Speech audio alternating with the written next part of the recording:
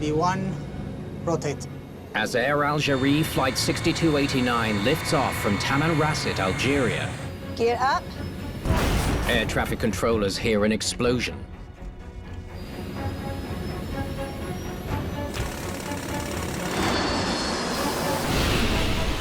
The plane crashes into the desert. 102 people are killed. Investigators examine engine debris found on the runway. Looks like there's a fatigue crack in the nozzle guide vane. They know an engine failed, but not why the pilots couldn't recover. Pilots are expected to fly out of a situation either on takeoff or landing where they've lost an engine.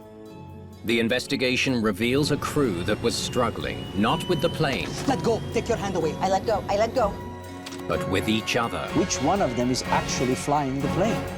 Investigators turn to the flight data recorder, or FDR, from Flight 6289 to determine how the pilots tried to recover from the loss of the left engine. Flight data recorders are important to investigators because it gives them information on how the pilots were operating the airplane and how they were managing the critical situation they were in. Not much here. Older plane, older FDR. And it doesn't actually tell us how the pilots were handling the engine failure. Because we only had 5 parameters on the FDR, we had to go to Boeing and ask for a detailed aircraft performance analysis to determine what happened on this accident flight. Using the FDR's limited data, Boeing's performance study includes a reconstruction of engine operations and flight controls in the final moments of the flight. So, there is the left engine losing its thrust after it blows out. That's odd. The data from the fully functioning right engine shows something unexpected. Look at the thrust from the right engine. Yes, it seems to be going up and down. But we know it was working fine. So that can only mean one thing. Bismillah. What's going on? The team finds evidence of thrust being added to the right engine Let go. Let go. and then pulled back. I let go. I let go. When one engine fails, what you need is maximum power on the other engine, not reduce it. So thrust is pulled down, then back up, then down, then back up again. We have a small problem, 6289. 6289, Tamanrasset. Let go. It's as if they were having some sort of a tug-of-war. It shouldn't have been. First officer did the right thing by increasing the power to the right engine. What likely happened is that the captain wasn't fully aware of which engine had failed. However, the first officer knew that the left engine had failed and was trying to push up the throttle on the right engine to keep them from stalling. Let go. Take your hand away. I let go. I let go. Let go. Take your hand away. I let go. I let go. Don't think. Don't think. The captain's basically telling the first officer to get out of his way, to leave him alone, to let him be in charge of the airplane by himself, which he was. Knowing that the left engine had failed, the first officer might have been trying to help things out by increasing the power on the right engine. Please. Take your hand away.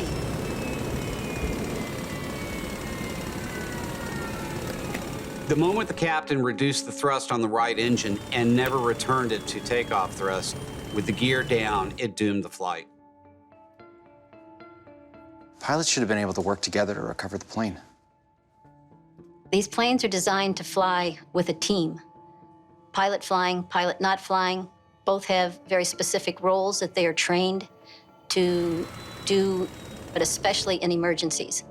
They stay in their roles, they help each other, they work as a team, and this crash could have been avoided if they would have done that.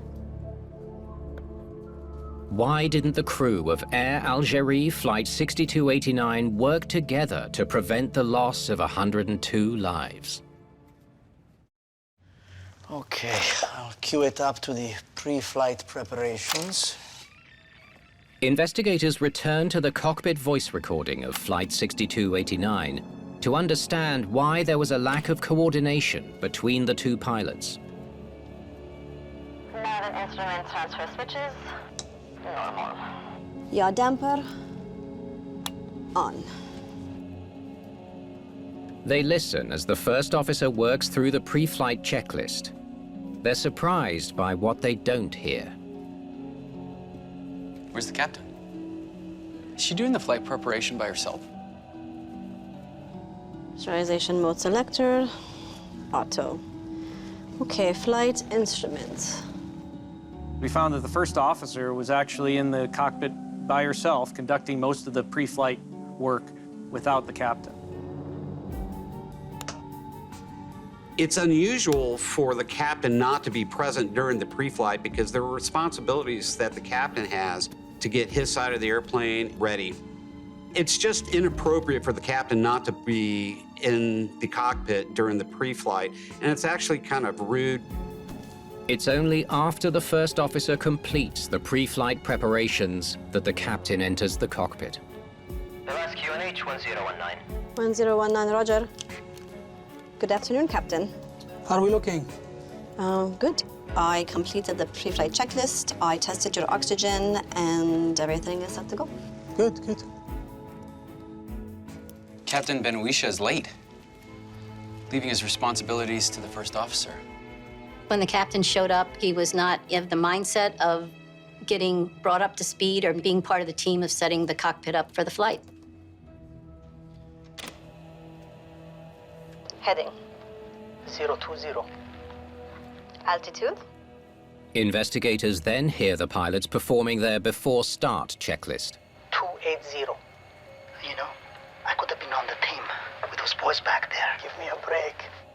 Who's the third voice? Flight attendant?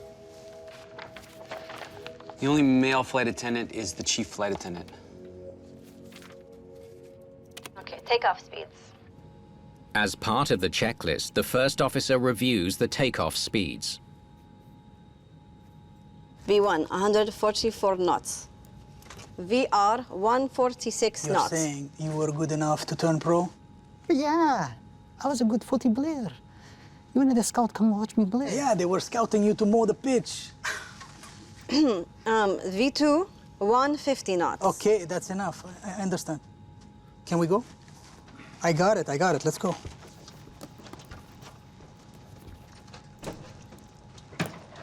So the captain is just carrying on a conversation with his friend while they're doing their before-start checklist. What is even worse is he cuts her off before they could even finish it.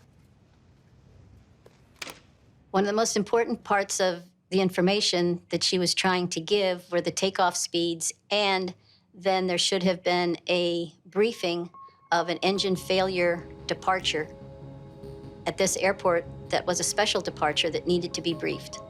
It was ignored. Did the captain become more focused once they began to taxi? Roger, taxiing for runway 02. What investigators find most shocking is what they hear next. Where are we eating tonight? That place across from the hotel. Oh, you always go back to the same place. I like what I like. We are in Algiers. Plenty of good spots to eat. They are completely distracted. They're violating every sterile cockpit rule. During critical phases of flight, extraneous conversations and non-essential conversations between the crew members are prohibited. Not only is the captain dismissing the first officer, he has this casual attitude about basic safety practices. It's possible he was more interested in talking to the flight attendant than reviewing the briefing with the first officer. It's possible that he had been through so many pre-flight takeoff briefings that at that time he felt it was unnecessary. Bismillah, what's going on? Let go. I let go. As a result of his dismissive attitude, the captain is unprepared to properly respond when the crisis occurs shortly after takeoff.